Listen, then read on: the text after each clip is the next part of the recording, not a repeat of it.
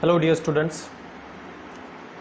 In the last class we have talked about Plato's ideas about knowledge, and in that class we have discussed what Plato has communicated to us about knowledge and how human beings they get enlightened with the help of knowledge, and what is the responsibility of the persons who get enlightened or who get knowledge about life and truth.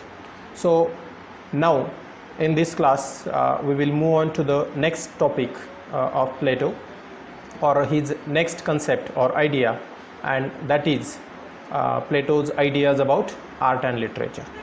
Plato's views on art and literature and education derive from his theory of forms. Now this theory of form is one of the most important idea that has been discussed by Plato, because he has talked about different forms and how these different forms they get emerged, or what is the basic form that we have to discuss. And here in this he says poetry, like painting, is thrice removed from reality. Okay, forms in the previous class also we have talked about what reality is there, okay, what representation is there, and what is the truth or originality that Plato has discussed. So what form are original that he is going to communicate to us, and for that he says poetry, like painting, is thrice removed from reality. In the last class also we have talked about that.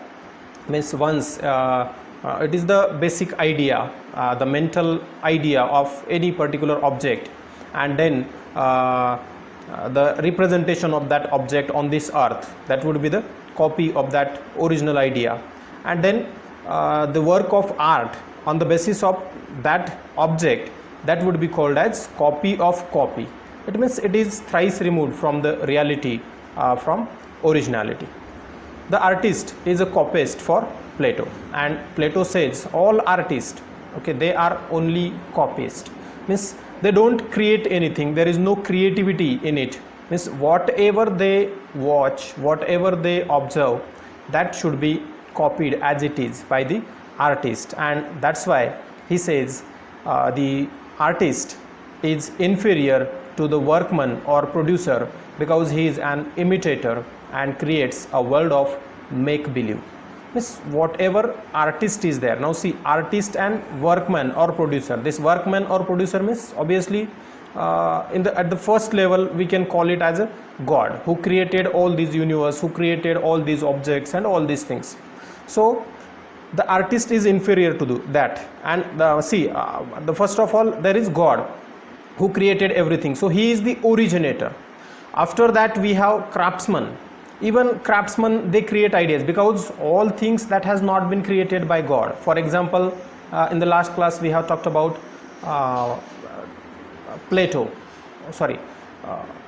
table. Okay, we have talked about rose, but that rose, it has naturally came into existence, but actual idea of rose is different, and we can find different types of roses there.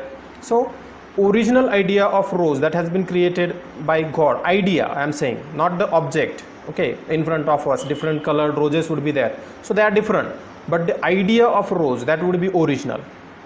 And that rose, it is just its representation, it is that's its form, and then the image or art related to that rose or based on that, that would be copy of copy, or that would be thrice removed from reality. And in the same way, suppose there are some works, and as I told you, suppose we have a table. Now the table, it has not been created by God.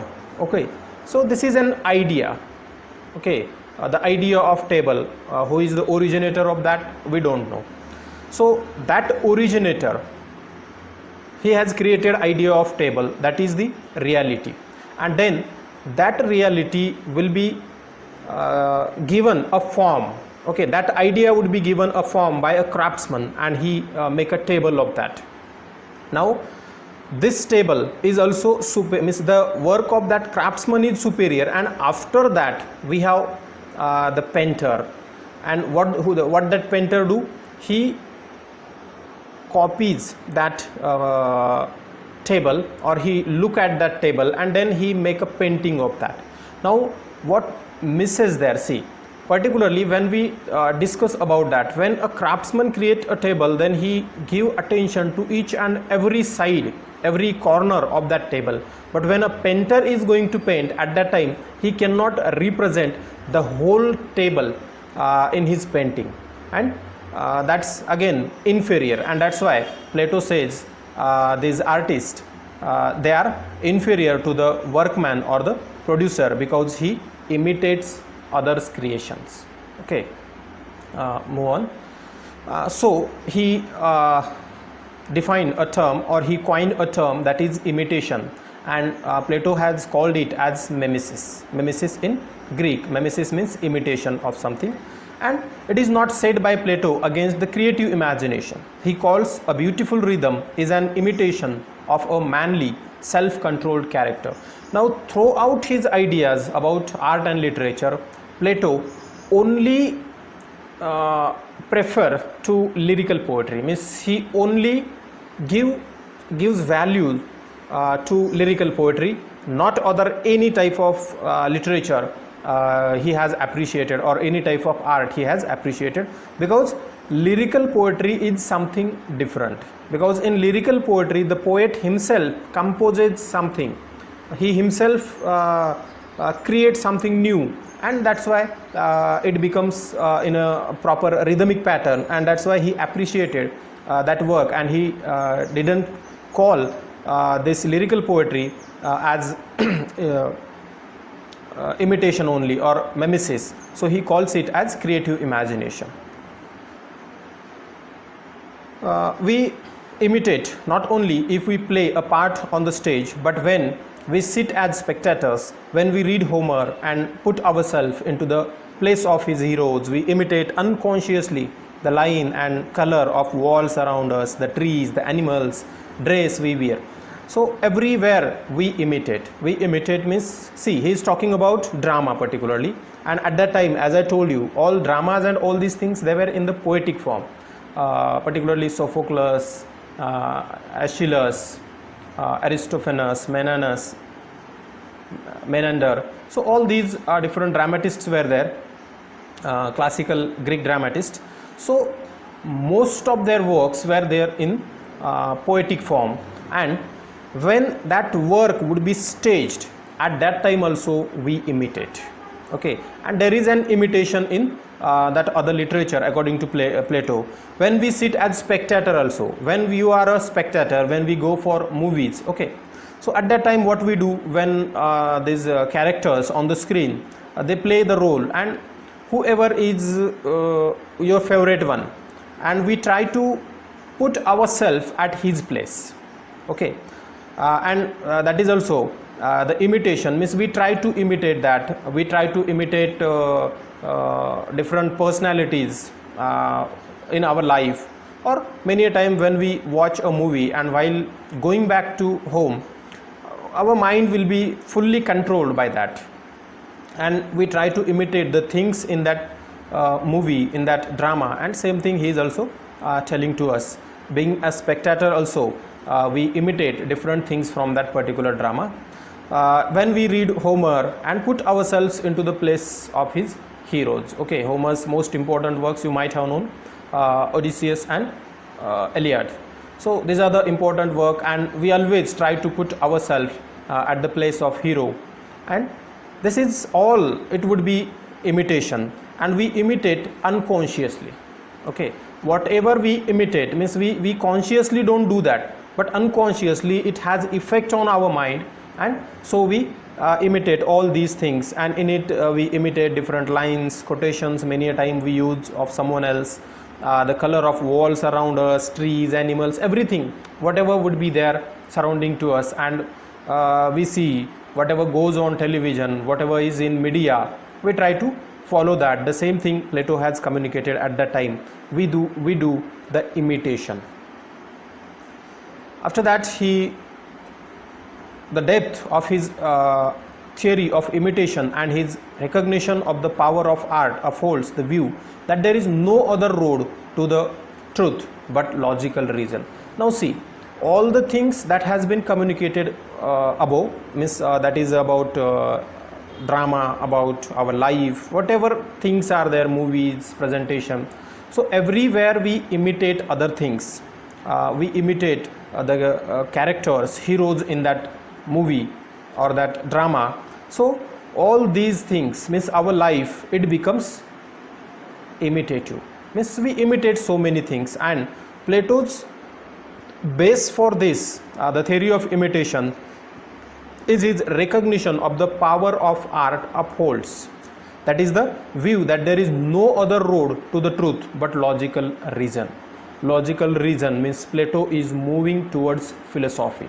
Means art, it doesn't give us the reality, it doesn't provide, it doesn't tell us the reality, and that's why there is only way to get the reality, to get the truth, that is philosophy. And so he moved on to the philosophy in this case. Now see, Platonic forms. The central place in Plato's system is occupied by the theory of forms. Okay, the forms constitute a world which exists of itself and is eternal and unchanging and can be grasped by thoughts only. Now see what he is going to tell us. The central place in Plato's system, that is theory of form. Now what this form is, when we are talking about something, when we are discussing something, and that particular thing, particular object, it exists by itself. Either it would be created by God, or many things are there, they get existed. Okay, the language also get existed. So every part, everything that is there on this earth, this universe, it has an existence, and most of these things, they existed of itself. And that itself means that existed form, that original idea, that is only the eternal and unchanging ideas. That are the eternal and unchanging forms of particular objects, and these objects can be grasped by thought only. Now this was the idea of Plato. Now in modern era we will see it might not be accepted particularly, but Plato says whatever ideas, whatever thoughts, for example a table, okay, when we use that example, so table, Plato says we have to discuss about that, all its description, ideas about that would be called as that thought would be the reality, not the object which has been created, because that would be removed from reality. So this is his ideas about forms. After that, in this pure and independent existence, the forms have their own place. Here the soul in its former existence has perceived them. Now whatever ideas are there, whatever forms are there, the pure and independent existence is there. They are pure and they are independent, means they are not dependent on anything else. And in the same way the forms have their own place. Whatever forms we are talking, forms means the ideas, concept, the mental concept that we are telling about all these objects and everything on this universe. So these things are original, they have their own place. And in this case he talks about the soul, and he says the soul in its former existence has perceived them. Means our soul, what we know about that is the important element, that is the its former existence, what we know, and then whatever is being created from that. So all these creation, that is merely copy for Plato. All learning and knowledge consists in the recollection of the soul, of the forms, when it perceives the things of sense. Now what he said, see, all learning and knowledge, it consists in the recollection of soul.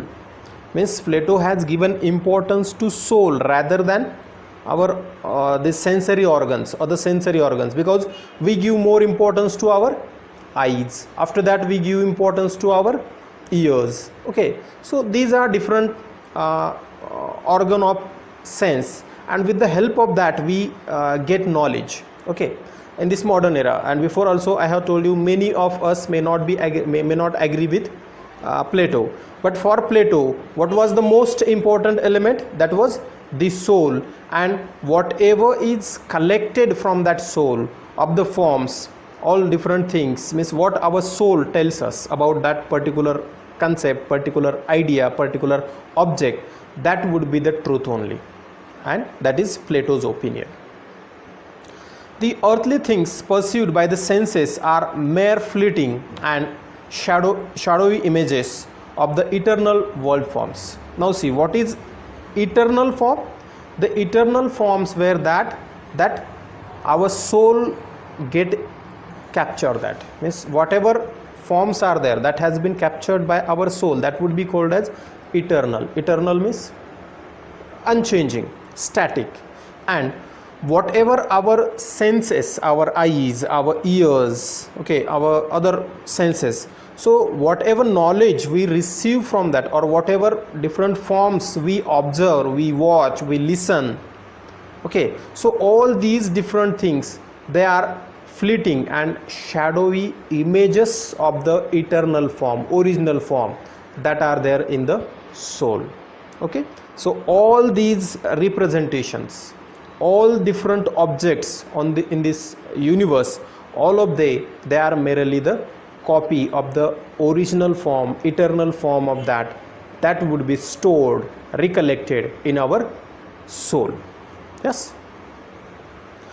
Through all the multiplicity and variety of just and unjust acts, persons and situations in this world, there is only one justice and only one injustice. Now see, Plato is particularly moving to the particular part. Okay, so what he is saying, there are multiplicity and variety of just and unjust acts. Okay, good, better, best. Okay, we have different forms of this, but Plato don't accept these different forms, good, better, best, all these things, beautiful.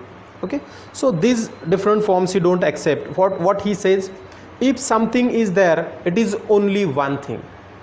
Okay, whatever object, whatever thing, whatever thought we have, only one thought is there. For example, we are talking about beauty, then we have only one form of beauty, means that is not the simple beauty, very beautiful, most beautiful. So it would be it would not like that. Instead of that, there is only one form of beauty, and it is the beauty. But we call beautiful to so many different things in front of us.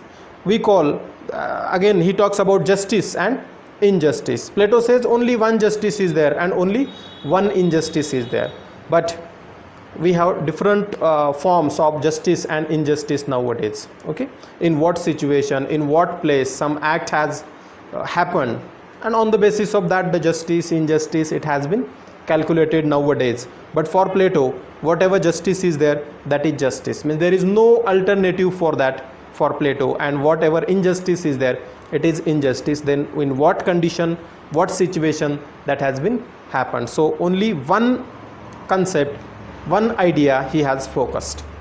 Thus, with every collection of things to which we apply the same name as beautiful. Okay, as I told you, he says, there are so many different things. If we see a flower, we say beautiful. If we see any tree, okay, a tree, then what happens? We call it as beautiful. Okay, we see a small puppy, cute, then also we call it as beautiful. So many different things are there. Our dress, everything, a lot, I think thousands and lakhs of things are there to which we call as beautiful. But the idea, the concept of beauty is singular. It is only one. The original form of beauty is only one, according to Plato.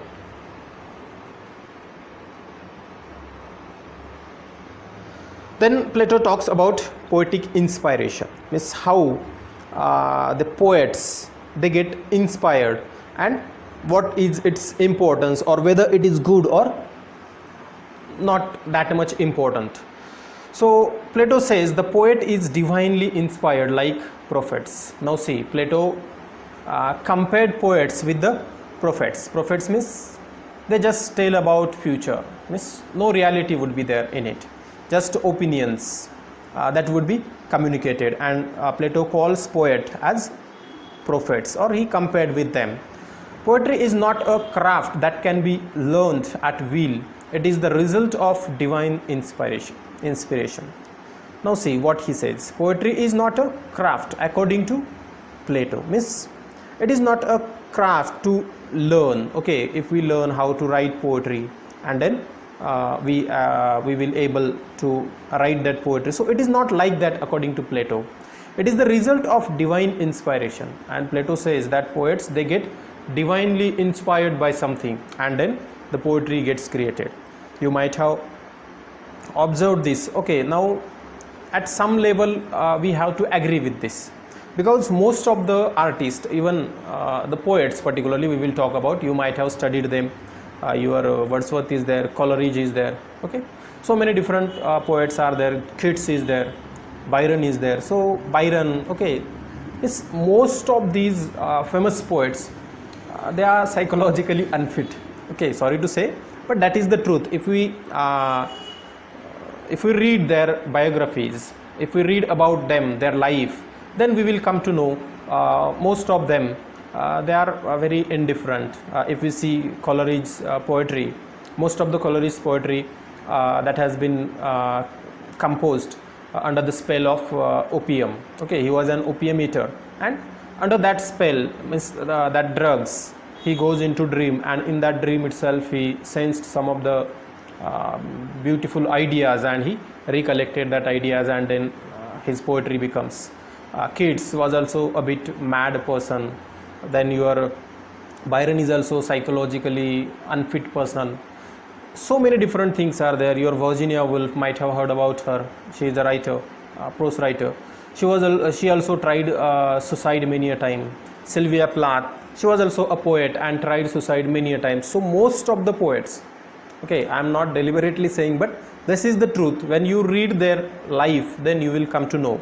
So most of them, they are according to Plato. Okay, Plato hasn't communicated about these poets, but he is talking about the poets at his time, and particularly at that time, poets means not only the poetry composer, but poet means all dramatists and all these literary figures were there, because drama also was there in the poetic form.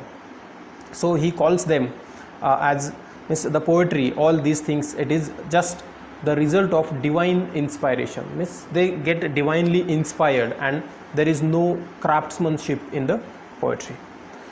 The poetry is not rational.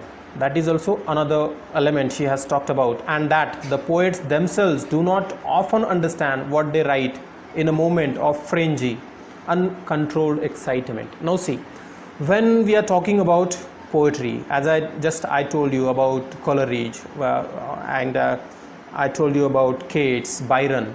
So these are romantic poets, contemporary, not far older one. But most of them, according to Plato also, most of the poets or the poetry, it is not rational. There is no rationality into it. Instead of that, poets themselves don't understand what they are writing into it. If we see Coleridge's poetry, what Coleridge has written, okay, that we know. But Coleridge, when he was writing at that time, he was completely unaware about that thing, because poetry and all these things, as we know, he says it is divinely inspired, not a craft, and that's why most of these elements that were composed in the frenziness. Frenziness means that is uncontrolled excitement. Yes. Then he says poetry cannot be relied upon, as it is not the result of conscious considered judgment.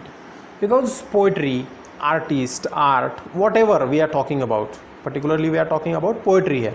So this poetry, we cannot rely on that poetry, because it is not the result of conscious and considered judgment.